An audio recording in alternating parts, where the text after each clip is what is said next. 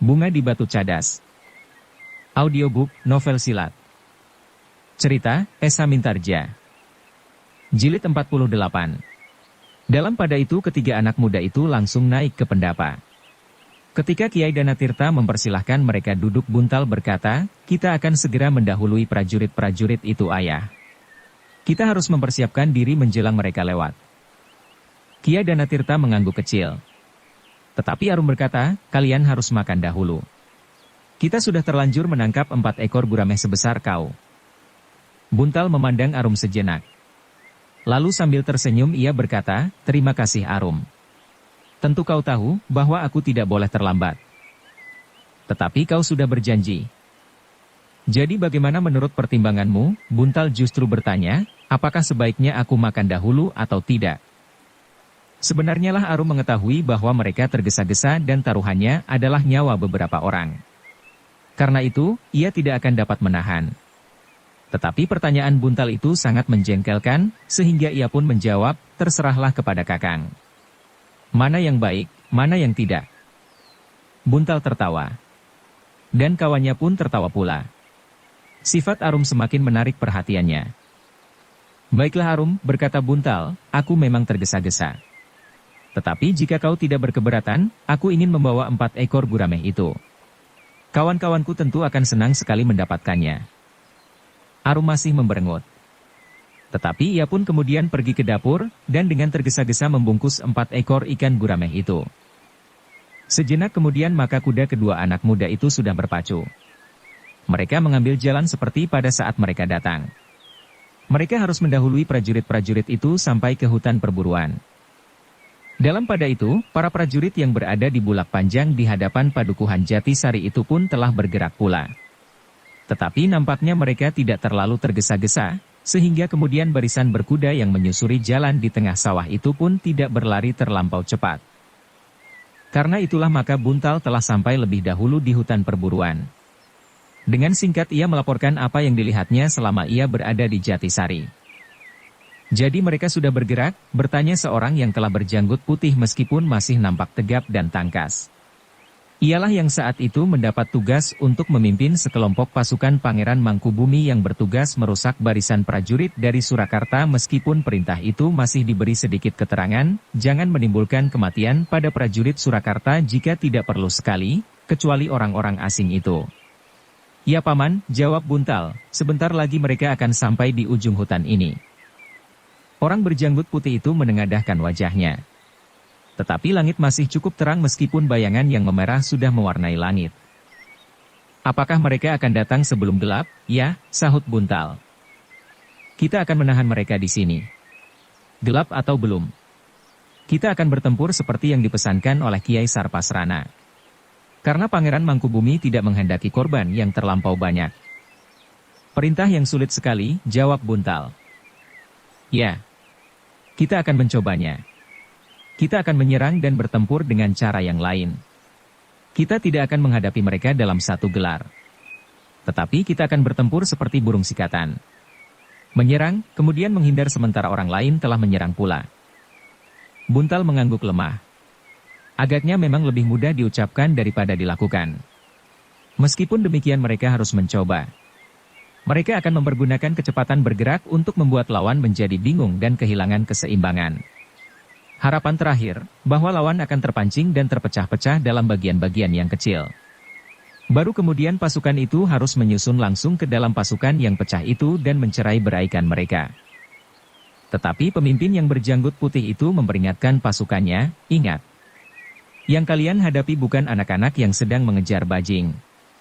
Tetapi mereka adalah prajurit-prajurit yang matang, yang telah mendalami ilmu keprajuritan, baik secara pribadi maupun secara bersama-sama dan gelar. Gelar yang kita pergunakan selama ini, dan gelar yang baru mereka sadap dari orang-orang berkulit putih itu. Setiap orang di dalam pasukan yang siap menunggu prajurit dari Surakarta itu termangu-mangu. Ada sesuatu yang bergetar di dalam dada mereka. Agaknya kini mereka benar-benar telah berada di persimpangan jalan dengan saudara-saudaranya yang masih tetap berada di dalam pasukan Surakarta. Apalagi di antara mereka terdapat beberapa orang kumpeni." Dada Buntal pun menjadi berdebar-debar. Ia mendapat kesempatan untuk menunjukkan bahwa ia memiliki bekal yang cukup bagi perjuangan seperti yang sedang dilakukannya itu. Sejenak kemudian pasukan yang bersembunyi di hutan yang tidak terlampau lebat itu sudah siap. Dua orang berada di balik pepohonan di ujung hutan. Mereka harus memberikan isyarat apabila pasukan lawan mendekati hutan itu. Sejenak kedua pengawas itu menunggu. Dengan waspada mereka menatap jalan yang panjang di hadapan mereka. Namun ternyata yang terpandang oleh kedua orang itu bukannya jalan yang menjelujur itu saja, yang membelah tanah persawahan. Tetapi keduanya pun melihat batang-batang padi yang sedang tumbuh dengan suburnya di sebelah menyebelah jalan di luar hutan perburuan itu, di seberang padang rumput yang sempit. Jika pertempuran berkobar dengan sengitnya, dan berlangsung seperti yang direncanakan, maka padang rumput yang sempit itu tentu tidak akan dapat menampung pertempuran itu seluruhnya. Jika demikian, maka batang-batang padi yang subur itu akan segera menjadi berserakan diinjak oleh kaki-kaki kuda. Bahkan titik-titik darah akan menodai hijaunya daun padi yang terhampar sampai ke ujung cakrawala itu. Pengawas itu menarik nafas dalam-dalam. Ketika angin di sore hari berhembus, daun padi itu mengombak seperti wajah lautan yang hijau kemerah-merahan oleh bayangan cahaya senja yang segera akan turun. Apa boleh buat, desis mereka di dalam hati, batang-batang padi itu terpaksa dikorbankan. Tetapi keduanya terkejut ketika mereka melihat debu mengepul. Kemudian dilihatnya sepasukan prajurit berkuda muncul di hadapan mereka. Sebuah tunggul kerajaan dari panji-panji berwarna kuning dan dibatasi oleh tepi yang berwarna hitam melambai ditiup angin. Panji-panji dari kesatuan pasukan berkuda yang menggetarkan itu. Mereka telah datang, desis salah seorang pengawas itu. Ya. Berikan isyarat. Sejenak kemudian terdengar suitan burung serigunting memecah sepinya hutan. Beberapa kait seperti yang disetujui bersama, bahwa itu merupakan isyarat bahwa musuh telah datang. Isyarat itu pun segera didengar oleh pemimpin pasukan yang berjanggut putih itu. Ia pun segera mengatur pasukannya. Beberapa dari mereka harus menyongsong pasukan lawan itu di padang rumput yang sempit di sebelah menyebelah jalan. Sedang yang lain kemudian harus menusuk ke tengah-tengah pasukan yang akan terpancing oleh serangan-serangan yang datang dan pergi. Buntal yang masih muda itu menjadi berdebar-debar. Meskipun ia memiliki ilmu yang cukup baik, namun ia masih belum memiliki pengalaman yang luas. Namun ia bertekad bahwa ia harus dapat membuktikan bahwa ia adalah murid dari Jati Aking. Sejenak pasukan itu menunggu di antara pepohonan hutan. Sebagian dari mereka berada di seberang jalan, juga bersembunyi di balik pepohonan. Tetapi hutan di sebelah tidak sekias di sisi jalan yang lain. Karena itu, maka yang bersembunyi di seberang pun tidak begitu banyak seperti di sebelah lain. Dari kejauhan pasukan berkuda dari Surakarta itu pun menjadi semakin dekat. Isyarat kedua pun telah terdengar pula. Karena itulah maka bagian terdepan dari pasukan yang siap menunggu itu pun mulai bergerak menepi. Tanpa disadarinya Buntal mengusap leher kudanya. Seolah-olah ia mengharap bantuan daripadanya. Dalam pertempuran berkuda yang riuh, maka ketabahan hati kudanya pun akan mempengaruhi pula. Kau sudah sering bergulat di dalam latihan-latihan, berkata Buntal perlahan-lahan di telinga kudanya lalu, sekarang kau akan menghadapi pertempuran yang sebenarnya. Jangan nakal dan apalagi menjadi liar. Jika kau tidak membantuku, aku akan mendapatkan kesulitan. Buntal mengangkat wajahnya ketika sekali lagi ia mendengar isyarat. Isyarat terakhir sebelum pasukan itu harus meloncat keluar dari persembunyian. Tetapi ternyata bahwa para prajurit Surakarta itu pun memiliki ketajaman pengamatan. Tiba-tiba saja orang yang berada di paling depan mengangkat tangannya. Sejenak kemudian maka pasukan berkuda itu pun berhenti. Ada sesuatu yang tidak wajar, berkata orang yang berada di paling depan. Seorang kumpeni yang ada di dalam pasukan itu pun kemudian berada di sisi orang itu sambil bertanya, apa yang kau lihat? Orang itu tidak menjawab. Namun ia menatap lurus ke ujung hutan itu. Ternyata bahwa tidak semua kuda dapat bersembunyi dengan baik. Karena itu, maka goncangan ranting dan dedaunan di tepi hutan itu telah memancing ketajaman penglihatan prajurit-prajurit itu. Karena itulah, maka tiba-tiba pemimpin prajurit berkuda itu berteriak, bersiaplah. Kita menghadapi sesuatu di hutan itu. Mungkin bukan hambatan yang berat, tetapi mungkin mereka adalah pasukan pemberontak yang kuat. Tiba-tiba saja prajurit-prajurit berkuda itu telah menggenggam senjata di tangan. Mereka pun mulai bergeser menempatkan diri untuk menghadapi segala kemungkinan. Dalam pada itu, sekelompok pasukan yang ada di hutan yang tidak begitu lebat itu pun menjadi termangu-mangu. Ternyata bahwa pasukan berkuda dari Surakarta itu tidak maju terus sehingga mereka tidak akan dapat menyergap mereka di padang rumput yang tidak begitu luas di pinggir hutan. Sejenak pemimpin pasukan yang ada di dalam hutan itu termangu-mangu. Apalagi pemimpin pasukan itu sadar, bahwa di antara para prajurit Surakarta itu terdapat beberapa orang kumpeni yang membawa senjata api. Sepucuk berlaras panjang dan sepucuk berlaras pendek. Yang berlaras panjang itu biasanya diberi pisau pada ujungnya yang dengan demikian senjata itu akan dapat dipergunakan sebagai tombak apabila kumpeni itu tidak sempat mengisi peluru ke dalamnya setelah setiap kali dipergunakan di dalam perang berubuh. Tetapi selain senjata api, kumpeni itu juga membawa sebilah pedang di lambung. Jika kita menyerang mereka, berkata pemimpin pasukan yang ada di dalam bulak itu. Di dalam hatinya, maka setidak-tidaknya beberapa orang akan menjadi sasaran peluru beberapa orang kumpeni itu. Dan jika ada seorang saja di antara kami yang jatuh, maka sulitlah untuk mengendalikan perasaan mereka dan membatasi agar tidak jatuh korban terlampau banyak. Namun dalam pada itu, orang-orangnya telah menjadi gelisah. Mereka tidak dapat menunggu lama. Karena sebagian dari mereka telah melihat prajurit Surakarta di luar hutan itu. Apa yang kita tunggu, desis seorang pemimpin kelompok yang ada di sisi pemimpin yang berjanggut putih itu. Orang berjanggut putih itu menarik nafas dalam-dalam. Katanya, kita tidak mau mengorbankan meskipun hanya satu orang sebelum pertempuran yang sebenarnya mulai. Pemimpin kelompok itu pun menyadari bahwa senjata kumpeni itu memang dapat memungut nyawa lawan sebelum mereka mendekat. Dan untuk melawan peluru, agaknya perisai tidak begitu banyak artinya. Buntal yang mendengar pembicaraan itu tiba-tiba menyela, aku akan memancing perhatian mereka. Pemimpin kelompok itu memandanginya dengan tajamnya. Lalu ia pun bertanya, apa yang akan kau lakukan? Aku akan menyerang mereka dari arah yang tidak mereka duga. Pada saat aku berpacu pada jarak yang agak jauh, maka mereka tentu akan menembak. Aku tidak yakin bahwa mereka dapat mengenai seseorang yang berkuda dengan kencangnya.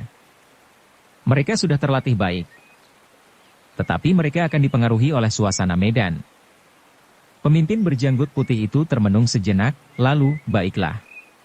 Tetapi tidak hanya satu orang. Kita mengirimkan beberapa orang dari arah yang berbeda-beda. Kalian harus berpacu secepat-cepatnya.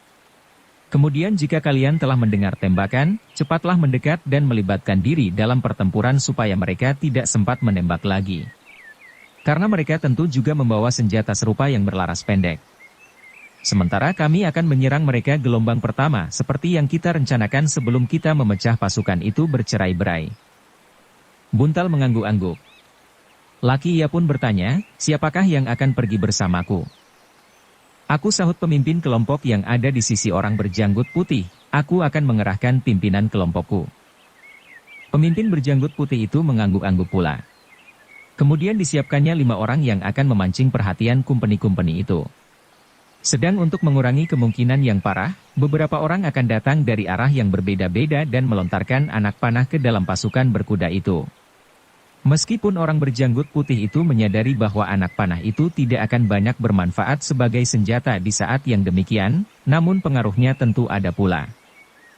Setelah para penghubung memberitahukan rencana itu kepada kelompok yang terpisah di seberang jalan, maka Buntal pun kemudian bersiap di bibir hutan itu bersama 4 orang lainnya. Bahkan yang seorang akan muncul dari ujung hutan di seberang jalan. Sejenak kemudian, ketika terdengar sebuah isyarat, maka kuda Buntal pun segera meloncat. Sesaat kemudian kuda itu telah berpacu di padang rumput di tepi hutan. Beberapa langkah di belakangnya menyusul seekor kuda yang lain, disusul pula yang ketiga dan keempat. Sedang dari seberang jalan seekor kuda yang lain telah berpacu pula dengan kencangnya. Buntal tidak langsung menuju ke kelompok prajurit Surakarta itu. Ia melingkar agak jauh dengan kecepatan yang tinggi. Demikian juga kawan-kawannya yang lain. Kehadiran Buntal benar-benar telah menarik perhatian. Beberapa orang kumpeni yang ada di dalam pasukan lawan itu pun segera mempersiapkan senjata apinya yang berlaras panjang. Tuan dapat menembak mereka, berkata pemimpin prajurit Surakarta.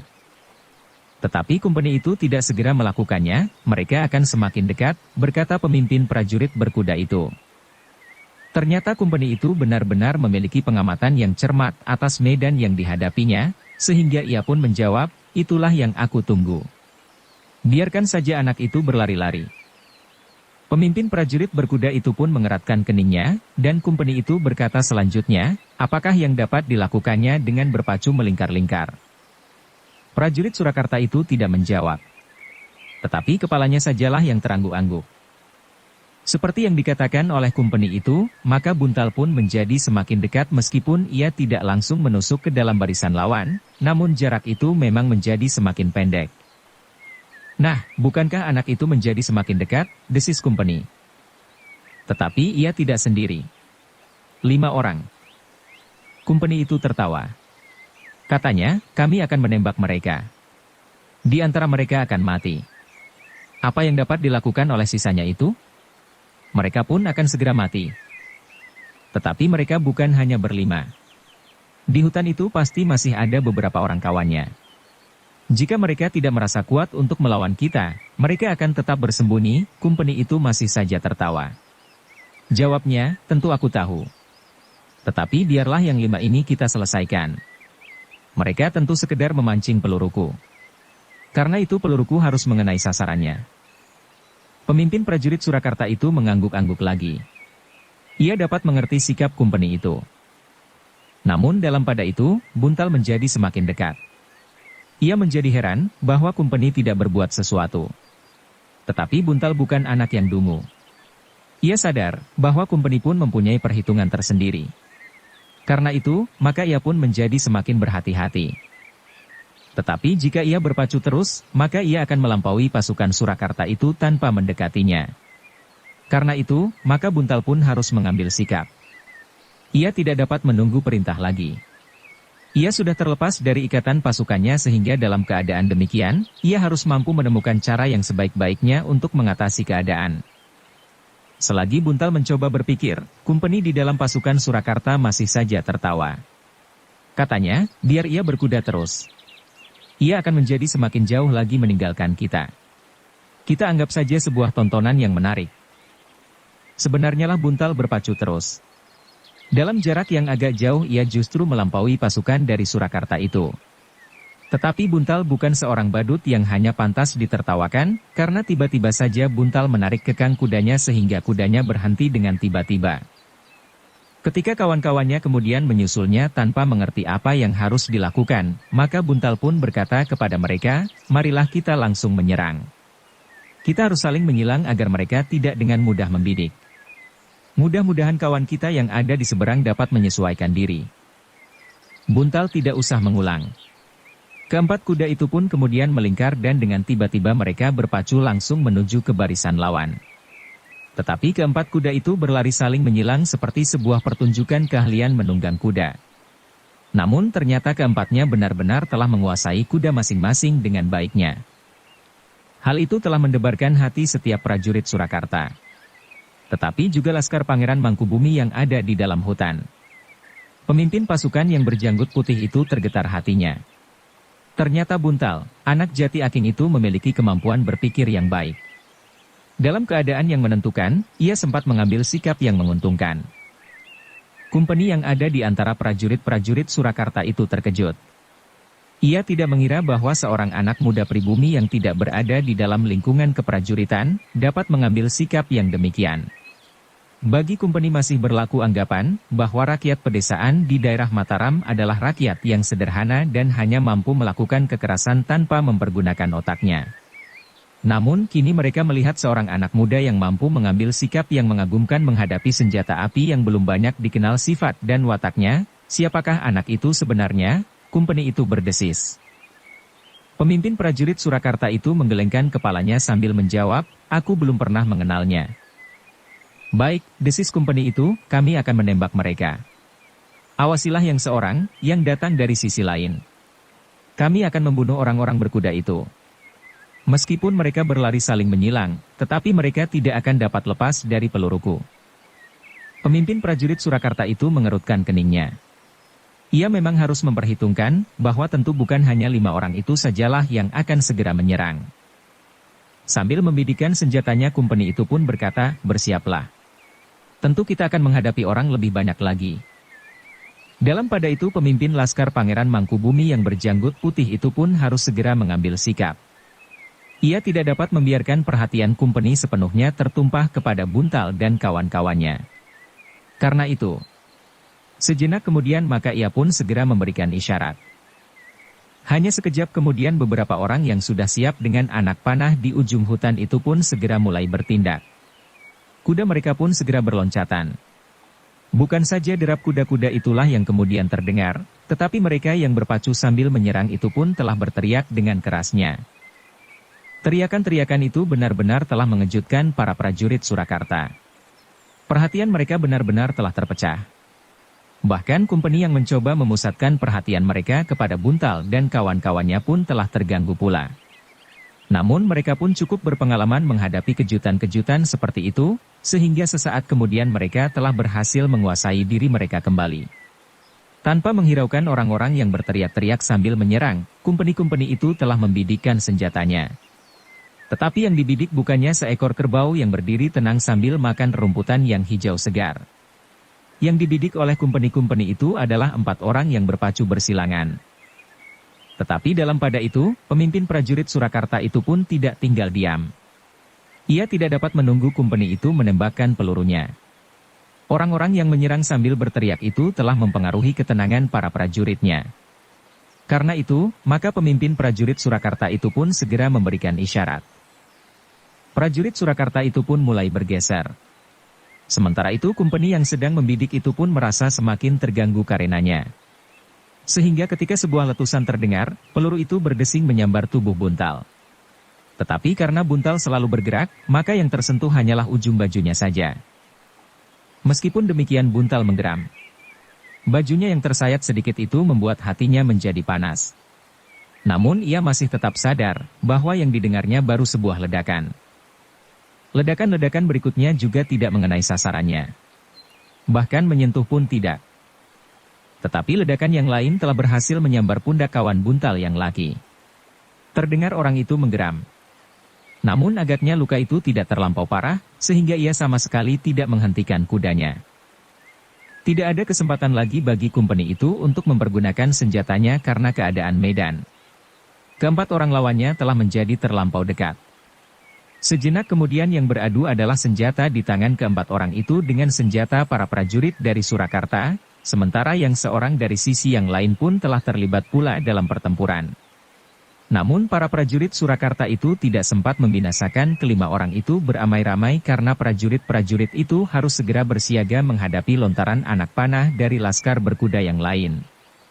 Yang menyerang mereka langsung sambil berpacu dengan anak panah mereka. Kekalutan segera terjadi. Pertempuran seperti yang diduga tidak dapat dihindarkan. Dalam pada itu, maka serangan gelombang pertama pun telah meluncur dari balik pepohonan. Beberapa orang berkuda dengan lajunya memacu kuda mereka langsung menyerang para prajurit Surakarta yang memang telah menyiapkan diri. Tetapi Laskar Pangeran Mangkubumi itu bertempur dengan rencana tertentu. Betapapun mereka dicengkam oleh luapan kemarahan, namun mereka tidak dapat meninggalkan rencana yang telah mereka susun dengan baik, apalagi sesuai dengan perintah yang telah diberikan oleh Pangeran Mangkubumi. Karena itu, maka pasukan Pangeran Mangkubumi itu tidak langsung menusuk prajurit Surakarta itu sampai ke jantung barisan. Mereka seakan-akan hanya berputaran mengepung prajurit-prajurit Surakarta itu. Dengan demikian maka pertempuran yang terjadi pun seakan-akan selalu bergeser dan bergerak. Tetapi putaran pasukan Pangeran Mangkubumi itu dapat membingungkan lawannya. Mereka harus berusaha menyesuaikan diri. Dengan demikian mereka tidak segera dapat menyusun gelar tertentu untuk menghadapi perang yang berputaran. Apalagi pasukan Pangeran Mangkubumi bertempur sambil berteriak-teriak tidak menentu. Kadang-kadang mereka bersorak, tetapi kadang-kadang mengumpat-mengumpat dengan kasarnya. Beberapa orang Kumpeni yang ada di dalam pasukan Surakarta itu tidak terkejut menghadapi peperangan yang agak liar itu. Penjelajahannya ke benua yang lain pun memberikan gambaran yang serupa. Orang-orang yang masih terbelakang, di dalam olah keprajuritan, biasanya memang berteriak-teriak sambil berlari-lari tidak menentu. Agaknya hanya orang-orang yang tinggal di kota dan yang sudah bergaul dengan kami sajalah yang telah menjadi beradab dan mengenal cara-cara yang baik di peperangan, berkata Kumpeni itu di dalam hati. Meskipun mereka tidak dapat ingkar bahwa mereka telah menyaksikan seorang anak muda yang mampu mempergunakan otaknya, bukan saja tenaga jasmaniahnya. Bersambung ke jilid 49. Dukung kami dengan subscribe, follow, like, komen dan share. Terima kasih.